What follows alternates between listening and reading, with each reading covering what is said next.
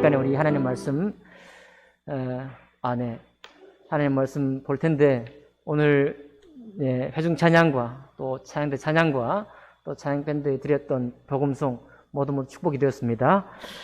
시간 자리에 쓰려나셔서 마태복음 9장 9절부터 17절까지 말씀을 교독하겠습니다. 오늘 말씀은 신약 성경 13쪽인데요. 마태복음 9장 9절부터 38절 전체로 말씀을 나누겠는데 봉독은 9절부터 17절까지만 교독으로 봉독하겠습니다. 말씀을 다 찾으신 줄 알고 제가 먼저 9절 읽겠습니다. 예수께서 그곳을 떠나 지나가시다가 마태라 하는 사람이 세관에 앉아 있는 것을 보시고 이르시되 나를 따르라 하시니 일어나 따르니라.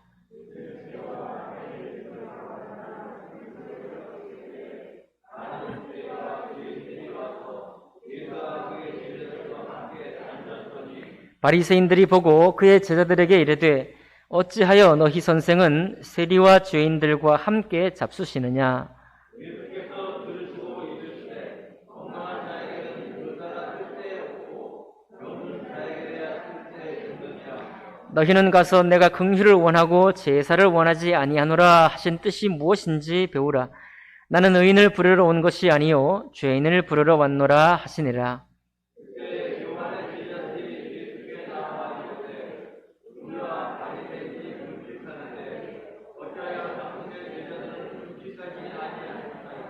예수께서 그들에게 이르시되 혼인집 손님들이 신랑과 함께 있을 동안에 슬퍼할 수 있느냐?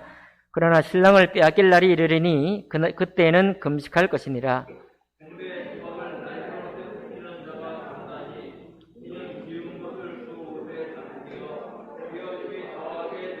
함께 읽습니다. 새 포도주를 낡은 가죽 부대에 넣지 아니하나니 그렇게 하면 부대가 터져 포도주도 쏟아지고 부대도 버리게 됨이라. 새 포도주는 새 부대에 넣어야 둘이 다 보존되느니라. 아멘. 말씀과 예배를 위해 기도하겠습니다. 살아계신 하나님 아버지, 오늘 마태를 부르신 이 말씀을 통해서 저희들을 부르시고 또 저희들 마음에 기쁜 마음으로 응답하며 이후의 생애를 주님과 함께 동행하는데 아무런 부족함이 없도록 주님 축복하여 주시옵소서. 예배를 통해 하나님 우리 각자에게 또한 각 가정에게 살아가면서 부딪혀 있는 어려움과 또 고난들이 있습니다. 마음의 위로가 필요한 일들도 있습니다. 성령께서 그 모든 것을 아시오니 일일이 찾아가 주시고 말씀 속에 만나 주시고 우리 성도님들 다 긍휼히 여겨 주셔서 하나님 예배를 복되게 인도해 주옵소서. 시종을 주님께 의탁할 때 귀하신 우리 주 예수 그리스도 이름으로 기도하옵나이다. 아멘. 자리에 앉으시겠습니다. 오늘 이 마태복음 9장 9절부터 마지막 절까지를 본문으로 해서 나를 따르라 라는 제목으로 하나님 말씀 나누겠습니다. 우리가 삶에 변화가 있거나 새롭게 어떤 사람이 자기 삶을 움직이는 데에는 무슨 이유가 있습니다.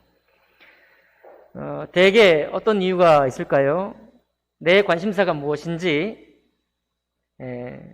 꿈이 뭔지, 내가 뭘 잘하는지 보통 우리 젊은 날에 궁금하기만 하고 그렇지만은 살아가면서 점점 더 우리가 내가 무엇에 관심이 있는지 알게 됩니다. 그러면 그 관심사가 우리를 끌어가요. 다르게 말하면 관심사가 나를 부르는 것입니다. 때로는 남들이 잘한다 하면 그런 쪽으로 막 힘을 쏟기 시작합니다. 그건 또 뭔 얘기일까요? 다른 사람들의 칭찬이 나를 부르는 거예요. 내가 거기 응답하는 것입니다.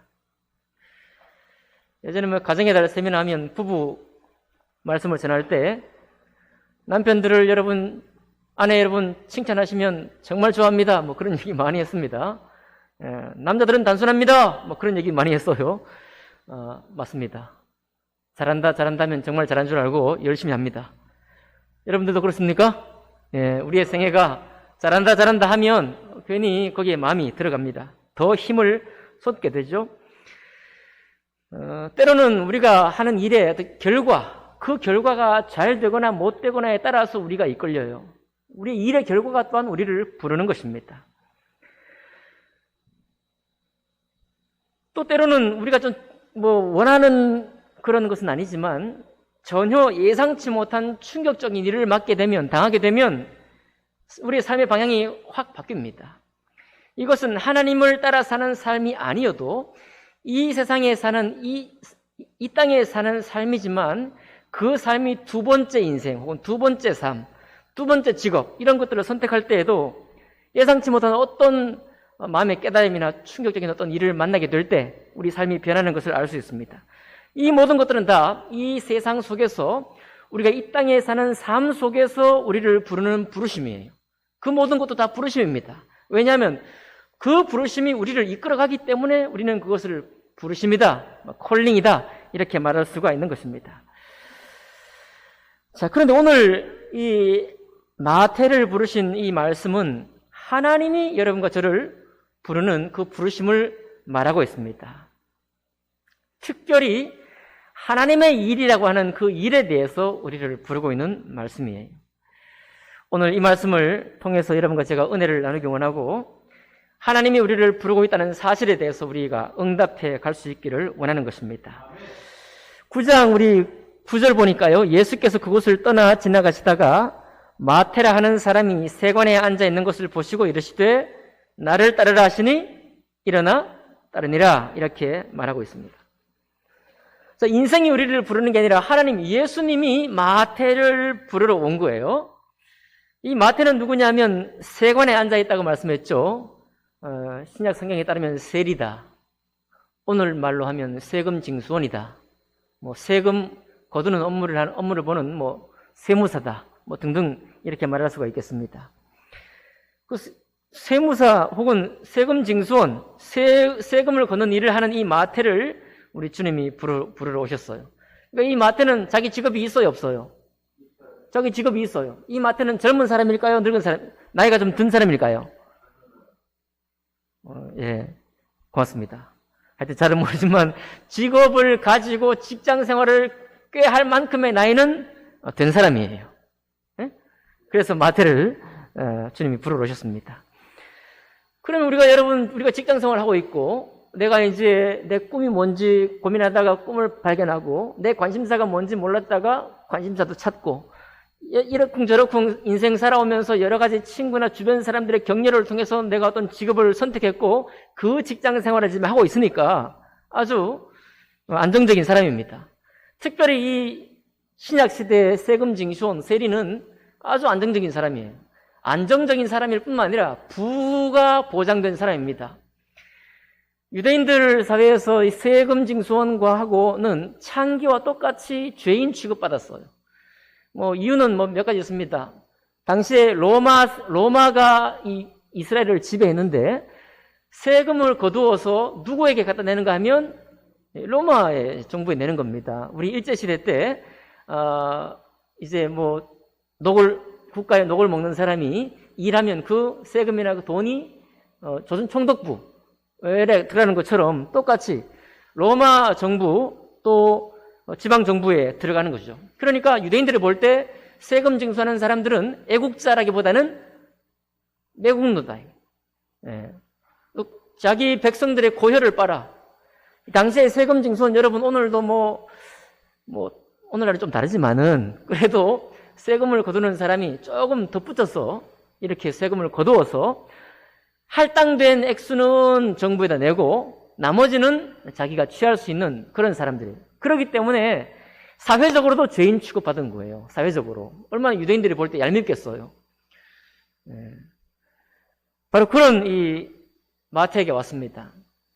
근데 여러분 오늘날 우리가 생각해 볼 때 비록 제가 좀 전에 짧게 설명드린 이 마태의 직업은 지탄받는 직업이긴 하지만 요즘 시대로 생각하면 여러분 남들이 지탄하는 게 문제입니까? 돈 좀 벌고 안정적이고 내 부가 약속이 되어 있고 내 가정이 탄탄한 삶을 산다면 요즘 비트코인에 투자도 하고 말이죠. 이렇게 돈 되는 일에 잘 합법적으로 투자만 하면 그게 뭐 문제가 됩니까? 마태도 합법적인 지금 세금 징수를 한 거예요. 어찌됐든지 간에. 그런데 뭐 자기 인생에 무슨 회한이 있거나 내가 좀 다른 삶을 살아야지 무슨 그런 생각을 했겠느냐 이 말입니다. 아닌데 근데 주님이 지나가시다가 굳이 마태를 불렀습니다. 하나님의 일을 시키는데 마태를 부르셨어요? 여러분과 제 생각 같으면은 여러분 저를 따라오고 계셔야 됩니다. 여러분과 저 같으면 종교 지도자를 불러야죠. 신학 공부를 많이 한 서기관, 성경을 많이 연구하는 서기관들을 불러야죠. 하나님의 일에 이미 헌신되어 있는 충성스러운 바리새인을 불러야죠. 바리새인을 부르거나 서기관을 부르거나 종교 지도자를 부르거나 아니면 당시에 제사장으로 섬기고 있던 제사장을 부르거나 하다못해 신학교를 졸업한 신학생을 부르거나 뭐 그래야 될 거 아닌가 이 말. 그죠? 뭘 좀 알아야, 뭘 좀 배웠어야, 혹은 마음이 이렇게 주님께 있어야 불러서 하나님 일을 맡기기가 좋을 것입니다. 그런데 우리 주님은 종교 지도자를 부르지도 않고 당시에 하나님을 섬기기를 잘하던 제사장을 부른 것도 아니고 정말 금식하면서 고결하게 살기 원했던 바리새인 중에 어떤 사람을 부른 것도 아니고 성경 공부를 많이 하는 서기관들을 부른 것도 아닌 도리어 사람들로부터 죄인이라고 치탄받는 마태를 불렀다 이런 얘기입니다. 여러분 그러니까 하나님은 모든 사람을 지금 부르고 있는 것입니다. 여러분 하나님은 하나님의 일을 주님이 맡기시기 원하실 때 정말 지위고하 배움의 길고 짧고를 논하지 않고 주님은 어떤 사람을 불러 쓰시기 원하십니다.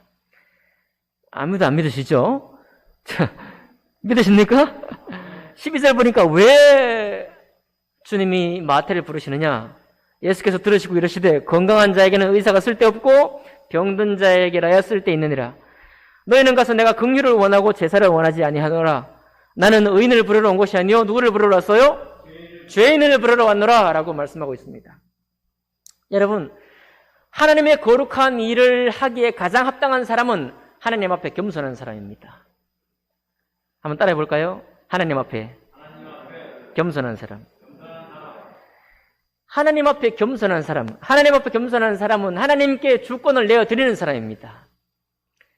나의 주권, 내가 가진 곳으로 주님께 나가는 것이 아니라 하나님이 쓰시기 원하시면 하나님 쓰시옵소서 하고 자기를 드리는 사람이 겸손한 사람이에요. 우리가 성경에 보면 겸손하다는 말을 자의적으로 겸손하다 이렇게 우리 주님이 말씀하실 때가 있습니다. 사도 바울이 신약 성경에 자의적으로 겸손하다는 말은 뭐냐면 나쁜 말이에요. 이거는 뭐냐? 내가 잘 모릅니다. 내가 잘 못합니다. 내가 정말 주님이 쓰시기에는 합당치 않은 것들이 너무 많습니다. 다른 사람은 쓸지 몰라도 저는 안 됩니다. 라고 겸손한 것처럼 말할 때 그런 겸손을 자의적인 겸손이라고 말하고요. 그런 겸손은 도리어 교만한 겸손인 것입니다.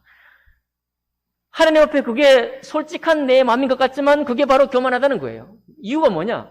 하나님이 쓰시겠다는 거예요. 나의 가진 어떤 것을 가지고가 아니라 하나님이 당신의 전능하신 능력으로 나를 쓰시겠다는 거기에 내가 겸손히 나가면 되는데 도리어 나는 겸손하다는 나에게 솔직하다는 말로 하나님 부르심을 응답하지 않는 것. 그게 바로 교만한 것입니다. 마태는 어떤 사람이냐? 많은 사람에게 죄인이라는 이제 그런 눈총을 받겠죠. 돈은 비록 있고 생활은 안정되어 있지만 죄인이다 눈총 받았을 것입니다. 그런데 그때 어떤 마음의 회환이 있었을지 알지 못하지만 주님 불렀을 때 뭐라고요? 나를 따르라 하시니 뭐라고 되어 있습니까? 9절에 일어나 따르니라. 이 마태가 겸손한 거거든요. 예수님이 나를 따르라 하시니 일어나 따르니라. 그런데 이 마태가 여러분과 제가 신약 성경을 읽어보시면은 이해가 안 돼.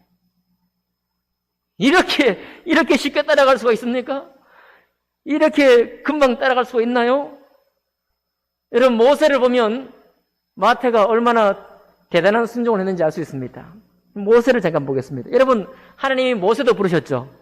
모세가 40년 동안 태어나서 애굽의 왕궁에서 그 놀라운 교육을 받고 그리고 하나님을 위해서 자기 백성 이스라엘을 위해서 일할까 하고 마음을 품었으나 살인의 한 일을 참여하게 돼서 도망가서 미디안 광야 땅에 40년 동안 거기서 생활했습니다. 도합 인생이 80년이 지나버렸어요. 인생 80년이 지나고 80세 될 무렵에 우리 주님이 가시떨기에서 불꽃 가운데 나타나셔서 모세를 불렀습니다. 맞죠? 모세를 불렀어요. 그때 모세가 어떻게 응답을 하는가? 모세는 너무너무 인간적으로 응답합니다. 여러분과 저와 똑같아요. 네, 안심하시고 들으시기 바랍니다. 모세는 너무너무 달랐습니다. 하나님이 내가 너를 쓰겠다라고 찾아왔는데 출애굽기 3장 6절에 보니까 모세가 하나님 배우기를 두려워하여 얼굴을 가리매라고 일단 말하고 있습니다. 요거는 구약 성경에서 여러분 이해하시는 것처럼 하나님을 얼굴로 대면하면 죽는다. 우리는 볼 수 없다. 주님을 쳐다볼 수도 없다. 예.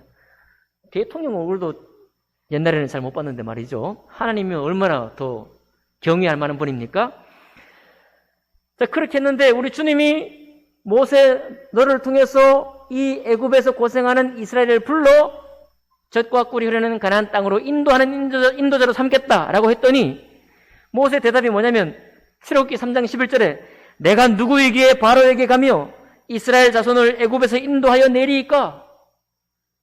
난 아무것도 아니라 이 말이에요. 생각해보면 애굽의 학술을 다 배웠고 40년 동안 여러분 40살까지 배웠으니까 굉장히 많이 배운 거예요. 왕궁의 모든 학사들이 다 가르쳤기 때문에 배울 거 다 배웠습니다. 그리고 40년 동안 광야 생활했어요. 40년 동안 광야 생활하니까 배운 거 세부 목록은 다 잊어버리지만 배운 가락은 다 있을 거 아닙니까? 알 거 다 아는 사람인데도 불구하고 내가 누구에게 바로에게 가며 이스라엘 자손을 애굽에서 인도하여 내리까? 무슨 말입니까? 내가 다른 일은 다 할 수 있어도 양도 칠 수 있고 또 뭐 광야 생활을 길을 안내할 수도 있고 혹시라도 애굽에서 배운 학술 가지고 다른 사람을 알바로 가르치는 것도 할 수 있겠지만 그러나 하나님의 일은 난 못합니다 이거예요. 감히 내가 거룩하신 하나님의 일을 내가 하기에는 나는 역부족입니다라고 모세가 고백한 것입니다.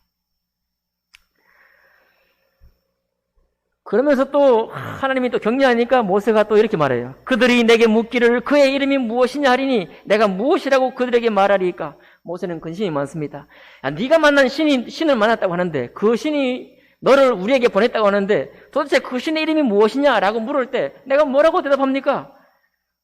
네. 그러니까 우리 주님이 유명한 대답이 있죠? 나는 스스로 있는 자라. 그런 대답을 해주십니다. 그 다음에 갈만도 한데 모세가 또 물어요. 그러나 그들이 나를 믿지 아니하며 내 말을 듣지 아니하고 이르기를 여호와께서 내게 나타나지 아니하셨다 하리이다.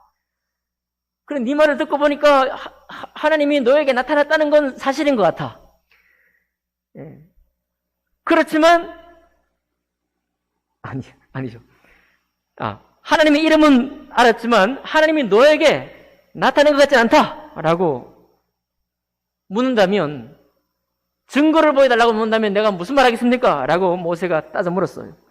그랬더니 주님이 보여주시면서 차근차근 대답하시는 말씀이 내 손에 있는 것이 무엇이냐? 지팡이가 있습니다. 하니까 그 지팡이를 통해서 증거를 보여줘요. 이제 갈 수 있죠? 이제 하나님 일을 할 수 있습니다. 그런데 출애굽기 4장 10절에 보면 나는 본래 말을 잘 하지 못하는 자니이다 라고 또 변명을 합니다. 나는 본래 말을 못합니다. 나는 누구처럼 유창한 말을 못합니다. 나는 누구처럼 설득력 있는 말을 하지 못합니다. 나는 누구처럼 어떤 사람에게 전도하거나 어떤 사람을 하나님 말씀으로 가르칠 때 지식이 짧아서 못합니다 라고 고백을 한 거예요. 그렇게 많이 배웠지만 여러분 모세가 정말 그렇게 많이 배웠지만 하나님에 관한 말씀을 가르치려고 하다 보니까 나의 지식이 너무나 짧고 없습니다라고 말하고 있는 거예요. 이거는 세상 지식이 부족하다는 말이 결코 아닙니다. 하나님의 말이 나에게는 없습니다라는 말이에요. 자, 그렇게 말했을 때 우리 주님이 모세를 격려하시면서 하시는 말씀이 4장 11절에 나와요. 누가 사람의 입을 지었느냐라고 말합니다. 여러분 신약에서 예수님은 이렇게 말해요. 너희가 다른 사람에게 무슨 말을 할 것인지 걱정하지 말라. 성령께서 때를 따라 할 말을 너에게 주겠다라고 약속하셔요. 믿으시나요? 여러분 가끔 그런 것도 경험하실 거예요. 내가 어떻게 이런 얘기를 했지? 상대방과 저런 질문을 던졌을 때, 하나님에 관한 말씀을 던졌을 때, 질문을 던졌을 때 어떻게 내 입에서 그런 응답이 나왔을까? 그렇게 가끔 놀랄 때가 있죠. 성령께서 우리를 인도하신단 말입니다. 누가 사람의 입을 지었느냐라고 말해요. 그 말은 나 여호와가 너의 입도 지었고 모든 사람의 입도 지었거늘 지은 내가 너의 입을 통해서 하나님 말씀을 가르치고 또 권면할 수 있도록 하겠다라는 약속인 거예요. 다 줬습니다. 증거도 줬죠. 하나님의 이름도 줬죠. 그리고 말을 잘 하지 못하는데 말을 잘할 수 있는 도움도 주겠다라고 했습니다. 그러니 모세가 이제 일어나 마태처럼 일어나 따르니라 하면 되는데 모세는 끝까지 안 갑니다. 출애굽기 4장 13절에 오 주여 보낼 만한 자를 보내소서라고 말해요. 그렇게 10년, 그렇게 20년, 그렇게 30년 우리가 살아갈 때가 많이 있습니다. 누가 더 이해가 됩니까? 모세가 더 잘 이해가 됩니까? 마태가 더 잘 이해가 됩니까? 여러분, 모세가 훨씬 더 인간적이죠? 우리 마음에 쏙 들죠? 네. 나하고 좀 비슷하죠? 마태는 나쁜 사람이죠? 마태는 너무 거리가 멀어요. 어떻게 이렇게 따라온다고 이게 예수님이 누구신지 정확히 확인도 안 하고 나를 이끌어서 어디로 갈지 분명히 물어보지도 않고 나를 따르라 하니 일어나 따르니라 이렇게 마태가 말하고 있습니다. 오늘 그와 같은 은혜가 여러분과 저에게 있기를 원합니다. 물론 꿈을 쫓아가고 아직 관심사가 무엇인지 모르고 정말 내가 뭘 잘하는지 모르는 그 시절을 우리는 통과해야 됩니다. 그 말은 그 시간을 통과할 동안에는 우리는 대개는 하나님의 부르심에 응답할 여유가 없습니다. 하나님의 부르심에 응답할 여유가 없어요. 아마 제가 미루어 짐작하건대 마태는 사람들로부터 눈총을 받기도 했고 자기가 부를 가질 대로 가져봤고 또 세상에서 할 만큼 해봤습니다. 짐작하건대. 그러니까 예수님에 관한 소문이 들렸을 때 그를 향한 흠모하는 일이 있었을 거예요. 여러분, 어떤 일을 떠나려면 미련이 없어야 됩니다. 미련. 내가 하는 일에 대한 미련이 완전히 남아있지 않아야 돼요. 할 만큼 했고 여기에서 내가 얻을 수 있는 영광도 다 취해보고 이 맛도 보고 저 맛도 봤습니다. 쓴맛 딴맛 다 본 거예요. 그러니 그런 상태에 있었기 때문에 주님께서 부르셨을 때 그 주님에 대한 조그마한 믿음이 있었던 마태는 미련을 두지 않고 자기 삶에서부터 주님을 따라가는 삶으로 옮길 수가 있었던 것이죠. 여러분, 그러니까 우리가 똑같은 말씀, 하나님은 항상 우리를 부르시지만 우리가 왜 항상 주님께 응답하지 못하느냐? 이유가 있는 거예요. 당당한 우리만의 이유가 있습니다. 아직 미련이 있는 겁니다. 아직 내 할 일 속에서 내가 이맛저맛 못 본 거예요. 나는 충분히 이것을 보기 원합니다. 여러분도 여러분이 하고 싶은 일, 정말로 이 일을 통해서 무언가 영광을 맛보고 싶은 일, 그런 일을 충분히 맛보시기를 주의 이름으로 축복합니다. 목사님이 따르라고 그랬다가 또 따르지 말라고 그러고 하니까 여러분 헷갈리시죠? 과정이 그렇다는 거예요.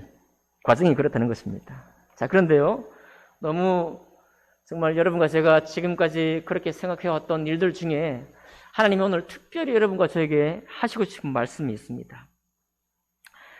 먼저 모세를 잠깐 보니까요, 모세를 보니까 모세에게 주님이 말씀하실 때 아까 누가 사람의 입을 지었느냐라고 하신 말씀이 있거든요. 출애굽기 4장 11절 제가 다시 읽어드릴게요. 누가 사람의 입을 지었느냐라고 말씀하실 때 주님이 세 가지를 말합니다. 누가 말 못하는 자나 못 듣는 자나 눈 밝은 자나 맹인이 되게 하였느냐? 나 여호와가 아니냐라고 말해요. 누가 말 못하는 자를 지었느냐? 누가 못 듣는 자를 지었느냐? 눈 밝은 자를 누가 지었느냐? 맹인을 누가 지었느냐? 나 여호와가 아니냐라고 말해요. 그 말은 무슨 말입니까? 모세에게 내가 입이 둔합니다. 내가 말 못하는 자입니다. 라고 말했을 때 못하겠다는 겁니까? 말 못하는 자를 내가 지었고 그 말 못하는 자를 말하게 만드는 사람도 누구다? 나 여호와다. 못 듣는 사람을 누가 지었죠? 하나님이 지었습니다. 하나님이 못 듣게 하셨으니 하나님이 듣게 하신다라는 약속이에요. 아멘입니까? 눈이 어두운 사람을, 눈이 밝은 사람을 누가 지었느냐? 하나님이 지었죠? 그런데 날 때부터 맹인인 사람, 날 때부터 안 못 보는 사람, 누가 보게 할 수 있습니까? 나 여호와 하나님이 보게 할 수 있지 않느냐라는 그런 말씀이에요. 모세를 불렀을 때 지금 이런 약속을 했습니다. 그런데 놀랍게도 여러분, 이 9장 18절부터 38절까지 바로 그런 사람들이 하나씩 나옵니다. 죽은 사람을 일으키시는 그 장면이 나오죠? 27절부터 보면 맹인들의 눈을 뜨게 하셔요. 32절부터 보면 말 못하는 사람을 고치는 것을 봅니다. 이게 다 무슨 말입니까? 여러분, 마태는요, 자기 인생에 미래는 비록 없었을지 몰라도 이 예수님을 따라가면 어떻게 되는지 알지 못하고 그냥 순종했지만 예수님이 어떻게 마태를 인도하고 마태와 함께 하실 것인지 그 다음에 쫙 보여주는 거예요. 오늘 어떤 사람의 귀에 이 말씀이 들리기 원합니다. 여러분, 주님은요, 주님을 신뢰하고 따르기로 작정한 사람에게 그 이후로 어떤 사람은 이런 조건 저런 조건이 이루어지면 내가 따르겠습니다. 모세처럼 그렇게 나오지만 어떤 사람은 따르기로 작정하고 그런 후부터 주님께서 증거들을 보여주기 시작하는 것입니다. 그 말씀이에요. 맹인들의 눈을 왜 뜨게 했을까요? 여러분, 마태의 눈은 세금 거두고 어떻게 하면 조금 더 많이 합법적으로 거둘 수 있을까? 여기에는 눈이 떠 있었지만 하나님 말씀을 세상 삶 속에 적용하고 이 말씀이 어떻게 적용되는지는 아직 마태의 눈은 열려있지 않은 거예요. 여러분, 마태가 또 세금을 거두는 여러 가지 일을 합리적으로 설명할 수 있는 입은 빠르지만 하나님의 말씀을 도대체 이 세상 삶 속에서 어떻게 권면하며 그 말씀을 어떻게 확신 가지고 설명할지 마태는 아직 까막눈이에요. 아직 모르는 것입니다. 근데 그런 마태에게 보여주는 거예요. 데리고 다니면서 마태야, 말 못하는 사람을 내가 고친다 이거예요. 무슨 말인가요? 하나님의 거룩한 말씀이 없는 마태의 입을 우리 주님께서 친히 열어서 하나님의 거룩한 말씀을 권면하며 가르칠 수 있도록 하겠다는 약속인 것입니다. 모세를 부르실 때는 주님이 말씀으로 응답했지만 여기 마태를 부르신 예수님은 직접 현장 속에서 그것을 나타내 보이시고 있는 것입니다. 맹인의 눈을 뜨게 해요. 여러분, 이거 기적인데 이제 모세를 통해 보면 이유가 설명이 되죠? 맹인을 누가 만드셨다고요? 하나님이 허락하시고 하나님이 지었습니다. 하나님이 지었기 때문에 지은이가 다시 그 눈을 뜨게 할 수 있다.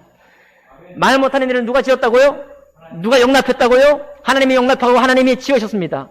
지으신 그분이 그의 말을 뚫어 입을 열어 하나님의 복음을 가까이 할 수 있도록 역사하는 것입니다. 마태는 죽었나요? 마태는 죽었습니다. 영적으로는 마태는 죽은 사람이에요. 비록 예수 그리스도의 부르심에 응답할 정도의 믿음은 있었지만 아직 마태는 회복되어 있지 않습니다. 그런데 18절부터 야이로의 딸, 그 죽은 자를 잔다 하시고 안심하라 하시고 믿은 대로 되리라 말씀하신 그분이 죽은 자를 일으켜 세웁니다. 여러분, 우리가 사실 겸손해요. 우리가 겸손하기 때문에 정말 하나님의 일을 섣불리 할 수 없습니다. 맞죠? 내가 무엇이라고 내가 다른 일은 다 할 수 있지만 하나님의 일을 한다는 것, 이 보통 문제가 아니에요. 여러분, 정직하십니다. 여러분들 솔직하셔요. 우리의 상태에 대해서 우리가 너무 잘 알고 있습니다. 그러나 거기에 얽매여 있으면 안 됩니다. 그거는 처음에는 솔직하고 정직한 일이지만 조금만 시간이 지나면 내가 교만한 사람이 되는 거예요. 하나님이 누구신지 아직 내가 시인하지 못하고 있는 상태인 것입니다. 전능하신 하나님이 나를 통해서 내 속에서 일하셔서 그 놀라운 거룩하신 주님의 말씀, 그 선한 말씀으로 나를 어떻게 쓰실지 그것을 내가 기대하고 믿지를 못하고 있는 상태라는 거예요. 저도 제가 여러분을 이렇게 뭐라고 하는 것이 아닙니다. 제가 늘 말씀드렸지만 저도 이 말씀 듣고 오전에 이 말씀 듣고 오후에 1층에 내려가서 오후 예배 못 드렸어요. 나 못합니다. 저 공부해야 합니다, 공부. 나 공부해야 돼요. 하고서 버텼습니다. 그러니까 오후에도, 이게 자꾸 내려옵니다. 오후에도 예배가 있는데, 오후에 제가 못 갔어요. 너무 부대껴가지고. 마음이 너무 시달려가지고.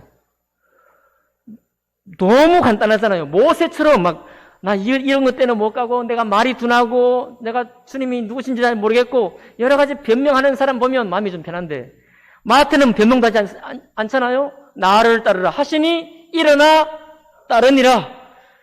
그냥 마음이 무너져 버린 것입니다. 그래서 1층에서 누워가지고 예배 끝날 때까지 계속 누워 있었어요. 저 나쁜 사람이죠? 신실하지 못한 사람이죠? 그러나 그 말씀이 저를 눌러버리니까 제가 꼼짝을 하지 못했습니다.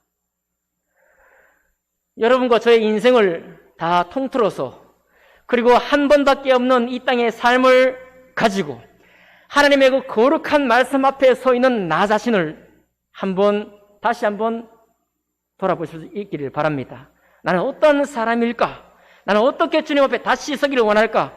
아직도 모세와 같이, 아직도 저와 같이 그런 모습일까? 한번 생각해 볼 수 있기를 바랍니다. 그리고 오늘 우리 주님께서 마태를 불러서 하실 일들, 그 하실 일들이 뭐냐면 회당에 가서 가르치고 천국 복음을 전파하고, 그리고 모든 병과 약한 자들을 고치고 하는 일을 주님께서 마태에게 시키기를 원하셨습니다. 그것도 뒤에 나와요. 뭐라고요? 회당에서 말씀을 가르치고 천국 복음을 전파하고, 그리고 많은 사람의 약하고 병든 자를 위로하고 때로 고치는 일을 우리에게 시키려고, 마태에게 시키려고 마태를 불렀습니다. 보통 일이 아니죠? 보통 일이 아니에요. 그러면서 또 9장 14절부터 17절 보니까 금식 논쟁을 나누는데 17절 봅니다. 우리가 앞선 주에도 봤죠? 한 달 전에 새 포도주를 낡은 가죽 부대에 넣지 아니하나니 그렇게 하면 부대가 터져 포도주도 쏟아지고 부대도 버리게 됨이라. 새 포도주는 어디에? 새 부대에 넣어야 둘이 다 보존되느니라. 여러분, 마태가요, 세금 징수의 일을 하는 그 모든 인생의 시스템, 거기를 가지고 내가 이 지식 가지고 내가 정말 세상에서 이 직업을 정말 잘 하기 위해서 배웠던 모든 지식들을 가지고 주님 일을 따라야지. 아닙니다. 여러분과 제가 정말 마음에 솔직히 말했던 것처럼 하나님의 일은 그렇게 할 수 없어요. 아니, 저는 좀 고백합니다. 여러분, 제가 공부를 좀 했죠. 세상 공부를 하면 몇 가지에서 좋은 일들이 있습니다. 예. 어떤 부분에 좋은 일들이 있어요. 다 이해하시죠? 예. 배우면 좋은 일들이 있습니다. 장점들이 있어요. 그러나 여러분, 같이 한번 질문해 봅시다. 제가 세상에서 배운 것으로 죽은 사람을 살릴 수 있습니까? 죄인을 의인으로 제가 구워 삶아 만들 수 있습니까? 눈 못 뜨는 맹인을 눈뜨게 할 수 있나요? 말 못하는 자를 그 입을 열게 할 수 있습니까? 아니, 하나도 할 수 없는 것입니다. 여러분, 하나님께서 이 땅에 오셔서 복이 되시고 복음이 되었다는 사실은 인생의 일이 가치가 없다는 말이 아니라 인생의 일로는 전혀 할 수 없는 죄 때문에 배웠던 많은 일들을 하나님을 대신하여 하나님과 함께 동행하면서 그 일들을 행하는 일이 바로 하나님의 종된 일이에요. 그래서 여러분, 왜 마태가 죄인인데 불렀을까? 당연합니다. 마땅합니다. 아주 잘했어요. 우리 주님이. 우리의 가진 것은 비록 세상의 여러 가지 일로 보충이 되고 도움은 되지만은, 그러나 정확하게 하나님의 일을 하는 것과는 관계가 멀리 있습니다. 아무런 관계가 없던 것 마찬가지예요. 그래서 주님이 우리와 동행하시는 것입니다. 그래서 주님이 우리의 입을 여시는 거예요. 그래서 주님의 말씀으로 우리에게 넣어주는 것입니다. 그래서 주님이 우리의 입을 열어서 점점 더 익숙하게 하나님 말씀을 함께 교제하며 나눌 수 있게 하시는 거예요. 여러분, 이것은 제가 헌신하십시오, 주님의 종으로 헌신하십시오, 꼭 그렇게 말씀하는 건 아닙니다. 우리가 지금까지 오늘 기도의 축복이 됐습니다. 산상수훈의 말씀을 통해서, 인생을 통해서 주님 앞에 나왔는데 우리가 주님의 그 일을 감당할 때도 똑같은 것이거든요. 예? 우리의 삶은 변화가 없지만 우리가 주님의 일을 함께 얼마나 동참하고 나아가느냐, 그런 부르심에 응답하는 일에는 똑같은 모습이라는 겁니다. 여러분과 제가 주님께 나를 내어드리고 나를 맡겨드리고, 내가 아직 미련이 남아있지만, 내가 아직 이 땅에서 해야 될 일이 있지만, 그것도 주님이 너희는 먼저 그의 나라와 그의 일을 구하라, 그리하면 이 모든 것을 너희에게 더하시리라 약속했으니까 그 약속을 믿고, 주님이 미련 남아있는데 그걸 억지로 떠다가지고 떼가지고 주님 일을 시키겠습니까? 그렇지 않아요. 마태처럼 말입니다. 모든 필요한 것들을 공급해 주시고 증거 삼으시고 목격하게 하시고 동행하시면서 간증이 되게 하셔서 점점 더 확신을 하게 만드는 거예요. 내 본질상으로는 주님을 따라갈 수 없는 사람이고, 내가 지금까지 살아온 내력으로 봤을 때도 주님의 선한, 지극히 선하신 주님과 함께 한다는 것은 너무 멀리 있는 것처럼 보이나, 오직 하나님이 제사를 원하지 않고 긍휼을 원하시기 때문에, 아멘입니까? 새 포도주는 주님께서만 우리에게 부어주실 수 있는 것이기 때문에 나는 내 삶을 주님께 내맡겨 드리겠습니다.